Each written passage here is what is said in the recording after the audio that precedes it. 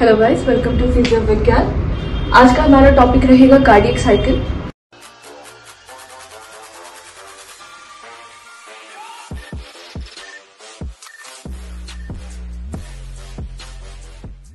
Cardiac cycle पढ़ने के लिए सबसे पहले हम ये समझेंगे, ये दो टर्म्स हम समझ लेते हैं क्योंकि ये बहुत ज्यादा बार रिपीट होंगे। सबसे पहले चीज है सिस्टोल और डायस्टोल। तो सिस्टोल क्या होता है और डायस्टोल क्या होता है ये समझ लेते हैं। बहुत ही इजी लैंग्वेज में बताती हूँ। सिस्टोल इज कॉन्ट्रैक्शन, मतलब कि जब आपकी कार्डियक मसल्स कॉन्ट्रैक्ट कर रही हैं या किसी भी कंपार्टमेंट की कॉन्ट्रैक्शन हो रही है, दैट इज सिस्टोल, उसको सिस्टोल में गिनेंगे।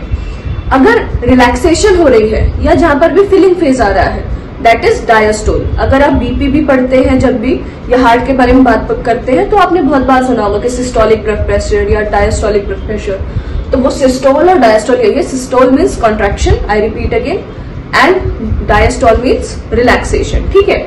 कार्डियक साइकिल को दो पार्ट्स में डिवाइड किया जाता है। First is your ventricular phase and that is second is your atrial phases. ठीक है। वेंट्रिकुलर इवेंट्स जो होते हैं वो कहाँ के होते हैं कि वेंट्रिकल में क्या क्या चीजें हो रही है वो पूरा cycle, that is ventricular events.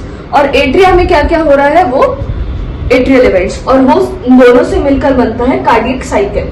Cardiac cycle हम किसे बोलते हैं कि एक साइकिल मतलब एक बार पूरी बॉडी में ब्लड पूरा पहुंच रहा है और हार्ट में वापस आ रहा है। इस चीज के दौरान या 0.8 सेकेंड का जो आपका एक साइकिल होता है उसमें क्या क्या फेजेस हो रहे हैं, क्या क्या इवेंट्स हो रहे हैं आपके हार्ट में, वो एक पूरे कार्डियक साइकिल में आते हैं। ठीक है। कार्डियक साइकिल आपका 0.8 सेकेंड्स का होता है। 0.8 सेकेंड्स में ये आपकी सारी के सारे इवेंट्स जो है वो हो जाते हैं। एक बार लब और डब साउंड जो है वो आ जाता है। साउंड्स, हार्ट साउंड्स हम आगे चल के और पढ़ेंगे, लेकिन अब हम साइकिल की बात करते हैं। ठीक है। ये जो शुरू हो रहा है, ताकि आपको सीक्वेंसिंग अच्छे से समझ में आए, तो ये वेंट्रिकुलर इवेंट्स से मैं शुरू कर रही हूँ और इसके बाद हम एट्रियल इवेंट्स पढ़ेंगे। ठीक है। वेंट्रिकुलर इवेंट्स में सबसे पहला इवेंट कौन सा आता है, that is your isometric contraction period. तो ये सबसे आपका पहला इवेंट आता है। अब आप ये वेंट्रिकुलर इवेंट से शुरू हो रहा है तो हम ये समझेंगे कि अभी क्या है, वेंट्रिकल में ब्लड फिल हो चुका है, वेंट्रिकल में आ चुका है। इसके बाद क्या क्या होगा या वो क्या क्या इवेंट्स होंगे वो हम जानते हैं सबसे पहले। ठीक है। वेंट्रिकल से इससे लिए शुरू करें ताकि आपको इजीली समझ में आए। तो सबसे पहले वेंट्रिकुलर सिस्टोल। ठीक है। वेंट्रिकुलर सिस्टोल मतलब कि अब ये कॉन्ट्रैक्शन चालू हो रही है, वेंट्रिकुलर की कॉन्ट्रैक्शन। सिस्टोल मतलब कॉन्ट्रैक्शन। ठीक है। सबसे पहले कौन सी कॉन्ट्रैक्शन होती है, दैट इज आइसोमेट्रिक कॉन्ट्रैक्शन। मतलब कि आपकी मसल जो है एक्चुअल में उसका लेंथ चेंज नहीं होता, वो कॉन्ट्रैक्ट ऐसे पास पास नहीं आ रही है, लेकिन उसका टेंशन जनरेट होना शुरू हो रहा है अब यहाँ पे। ठीक है। तो यहाँ पे टेंशन जनरेट होनी शुरू हो रही है। कैसे होगी, क्या होगा, सबसे पहले एट्रियल डायस्टोल होगा, मतलब कि इसको हम एट्रियल इवेंट्स में पढ़ेंगे। ठीक है।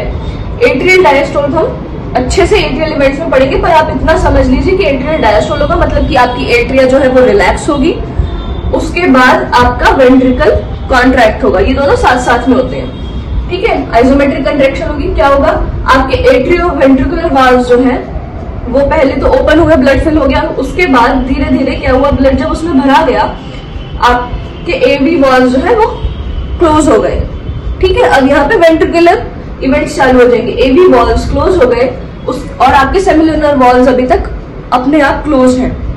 ठीक है। तो क्या होगा, जब आने का रास्ता भी बंद हो गया, जाने का रास्ता पहले से बंद है, तो एक चेंबर में ब्लड अब फिल कर चुका है। ठीक है। तो अब कोई मसल की लेंथ में कोई चेंज नहीं आ रहा है, लेकिन अब क्योंकि भरा चुका है पूरा, तो टेंशन जनरेट हो रही है, तो उसी को हम क्या बोलेंगे, आइसोमेट्रिक कॉन्ट्रैक्शन फेज। पहला इवेंट वेंट्रिकल का क्या होता है, आइसोमेट्रिक कॉन्ट्रैक्शन फेज। इसमें क्या होगा, आपका ब्लड एट्रिया से वेंट्रिकल में आ चुका है। वेंट्रिकल में आने के बाद जो एट्रियो वेंट्रिकुलर वाल्व्स है वो क्लोज हो गए हैं, सेमिलुनर वाल्व्स अपने आप से पहले से क्लोज है, तो वेंट्रिकल का अंदर का प्रेशर बढ़ेगा पर मसल लेंथ चेंज नहीं होगी, that is your isometric contraction. इसके बाद क्या होगा, जब टेंशन बढ़ जाती है वेंट्रिकल्स में, तो इसके पास आपका आएगा इजेक्शन फेज। यहाँ तो सिर्फ टेंशन बढ़ रही थी, कॉन्ट्रैक्शन नहीं हो रहा था, है ना, लेकिन ये स्टार्टिंग था आपका सिस्टोल का।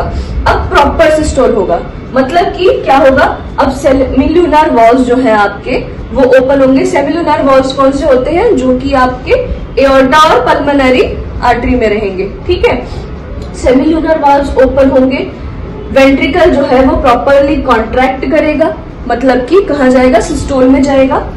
उसके बाद क्या होगा, आइसोटोनिक कॉन्ट्रैक्शन होगी वेंट्रिकल्स की। आइसोटोनिक मतलब कि अब क्या हो रहा है, अब मसल लेंथ भी चेंज हो रही है। पहले आइसोमेट्रिक हो रही थी, अब आइसोटोनिक हो रही है, मसल लेंथ भी चेंज हो रही है। अब वो कॉन्ट्रैक्ट कर रहा है, पुश आउट कर रहा है ब्लड को, इजेक्ट कर रहा है। अब ब्लड का इजेक्शन 2 फेजेस में होता है, रैपिड फेज और स्लो फेज। रैपिड फेज में क्या होगा कि पहले तो जब वेंट्रिकल्स में बहुत सारा ब्लड था, है ना, और एकदम से सेमिलुनर वाल्व्स ओपन हुए तो क्या होगा, बहुत ही तेजी से ब्लड निकलता है, that is your rapid ejection phase. उसके बाद जब थोड़ा सा ब्लड बच गया तो वेंट्रिकल को थोड़ा और प्रेशर लगा करके उसको पुश आउट करना पड़ता है, जिसमें कि थोड़ा थोड़ा स्लोली ब्लड निकलेगा, that is your slow ejection phase. ठीक है, अब आपके वेंट्रिकल्स से ब्लड निकल चुका है। वेंट्रिकल्स से ब्लड निकलने के बाद अब वेंट्रिकल क्या जाएंगे, रिलैक्सेशन में जाना शुरू करेंगे। तो उसके बाद का फेज आता है, मतलब कि ये आपका क्या हो गया, phase 1, phase 2 and phase 3 of ventricular events. ठीक है, इसके बाद आता है जब सिस्टोल से वेंट्रिकल्स जो है वो डायस्टोल में जा रहे हैं, ट्रांजिशन हो रहा है, दैट इज योर प्रोटोडायस्टोल। ठीक है, एक sort of pre diastolic phase बोलते हैं इसको।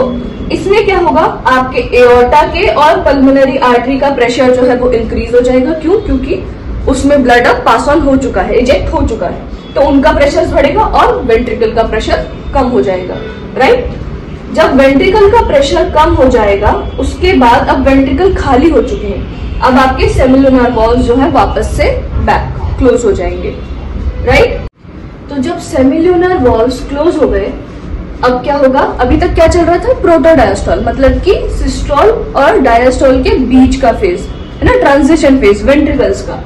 अब क्या होगा, अब आ जाएगा प्रॉपर डायस्टोल, मतलब कि वेंट्रिकल्स की प्रॉपर रिलैक्सेशन। लेकिन मसल्स जो है अब लेंथ चेंज नहीं करेंगे क्योंकि वो पहले ही चेंज कर चुकी है। तो आइसोमेट्रिक रिलैक्सेशन मतलब मसल्स लेंथ चेंज नहीं करेंगे, लेकिन टेंशन जो है वो कंसिस्टेंटली कम हो रही है वेंट्रिकल्स में। अब इसके साथ साथ ही एट्रिया में क्या चल रहा था आपका, वहां पर एट्रियल डायस्टोल। अब इस फेज में आइसोमेट्रिक रिलैक्सेशन फेज में क्या होता है, वेंट्रिकल प्रेशर कम होता है, एट्रियल प्रेशर बढ़ता है। ठीक है, एट्रियल प्रेशर क्यों बढ़ेगा, क्योंकि जब वेंट्रिकल का कॉन्ट्रैक्शन चल रहा था या वेंट्रिकल का सिस्टोल चल रहा था तो वहां पे इसके पीछे साथ साथ में एट्रिया का क्या चल रहा था, डायस्टोल। मतलब कि जब वेंट्रिकल कॉन्ट्रैक्शन फेज में है तो आपके एट्रिया रिलैक्सेशन फेज में है। ठीक है, जब वेंट्रिकल्स जब आपके रिलैक्सेशन फेज में आए, जब वेंट्रिकल्स रिलैक्स हो गए, वेंट्रिकल से ब्लड निकल गया, तो इसी के साथ साथ साइकिल में क्या हुआ, आपके एट्रिया में ब्लड आ गया। ठीक है, जब एट्रिया में ब्लड आया तो एट्रिया का प्रेशर बढ़ना शुरू हो गया। ठीक है ना, एट्रिया का प्रेशर जब बढ़ना शुरू हुआ उसके बाद क्या होगा, एट्रिया में ब्लड आया, एट्रिया का प्रेशर बढ़ा, एट्रिया से अब आपके क्या हुए, एट्रियोवेंट्रिकुलर वॉल्स खुले, opening of AV valves. AV valves के खुलने के बाद आपका क्या हुआ, रैपिड फिलिंग, मतलब कि एट्रिया से ब्लड वेंट्रिकल्स में आएगा। सबसे पहले 3 फेजेस में फिलिंग होती है वेंट्रिकल्स की। पहले फेज में रैपिड फिलिंग फेज में 70% of the blood is pushed out. अब यहाँ पे एट्रिया को कॉन्ट्रैक्ट करने की जरूरत नहीं है, अभी तक एट्रिया कॉन्ट्रैक्शन में नहीं जा रहा है। क्यों, क्योंकि थ्रू ग्रेविटी ही जो ब्लड है एट्रिया से वेंट्रिकल में पुश आउट हो जाता है। ठीक है, क्योंकि बहुत ही थोड़ा सा ही जगह है वहां पे पुश आउट करने के लिए, लेकिन वेंट्रिकल को बहुत ज्यादा कॉन्ट्रैक्ट करना पड़ता है। क्यों, क्योंकि उसको पूरी बॉडी में ब्लड जो है वो पुश करना है, इसलिए वेंट्रिकल कॉन्ट्रैक्शन जरूरी है। एट्रिया का कॉन्ट्रैक्शन बहुत ही मिनिमल सा होता है, और अभी जब हम वेंट्रिकल में फिलिंग पढ़ेंगे तो एट्रिया बहुत ज्यादा कॉन्ट्रैक्ट नहीं करता, बहुत ही लास्ट फेज में थोड़ा सा कॉन्ट्रैक्ट करता है, हम देखते हैं। इसीलिए एट्रिया का प्रेशर जरूर बढ़ा है, वेंट्रिकल में ब्लड भी जाएगा लेकिन ग्रेविटी के थ्रू जाएगा, उसमें एट्रियल कॉन्ट्रैक्शन का बहुत ही मिनिमल सा रोल रहता है। अब अभी तक क्या हो गया, हमारे एट्रिया में प्रेशर आ गया, ब्लड आ गया, एट्रिया से क्या हुआ, फिर एवी वॉल्स खुले, एवी वॉल्स से वेंट्रिकल्स में क्या हुआ, आपका ब्लड आया, रैपिड फिलिंग, 70% ब्लड जो है वो आपका वेंट्रिकल्स में भरा चुका है। उसके बाद क्या होगा, जैसे हमने वेंट्रिकल्स में पढ़ा था कि पहले जब एकदम से खुलेगा तो तेजी से ब्लड आएगा, फिर उसके बाद थोड़ा सा ब्लड बचेगा तो धीरे धीरे ब्लड आएगा, है ना। तो उसके बाद क्या होती है, स्लो फिलिंग, जिसमें कि बाकी का 20% ब्लड जाता है, लेकिन अभी भी 10% ब्लड बच गया।